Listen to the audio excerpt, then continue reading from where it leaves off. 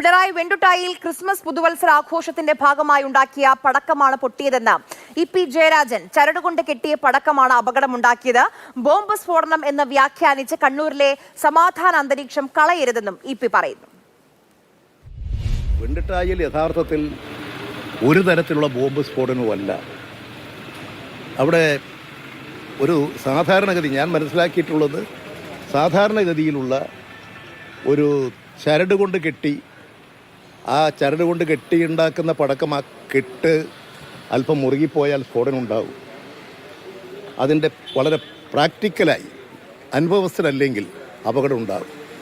അങ്ങനെയുള്ള ഒരു അപകടമാണ്. ആ അപകടത്തെ ബോംബ് സ്ഫോടനമായും ആക്രമണോത്സുകമായിട്ടുള്ള തയ്യാറെടുപ്പാണെന്നൊക്കെ വ്യാഖ്യാനിച്ച് ദയവ് ചെയ്ത് നമ്മുടെ സമാധാന അന്തരീക്ഷത്തെ ആരും തകർക്കരുത്. ഈ കണ്ണൂരിൻ്റെ സമാധാനവും കണ്ണൂരിൻ്റെ ഇന്നത്തെ അന്തരീക്ഷവും നമുക്ക് കൂടുതൽ ശക്തിപ്പെടുത്തിയെടുക്കാൻ കഴിയണം. അതാണ് CPM ആഗ്രഹിക്കുന്നത്. അതിനനുസരിച്ചാണ് ഞങ്ങൾ പ്രവർത്തിച്ചുകൊണ്ടിരിക്കുന്നത്.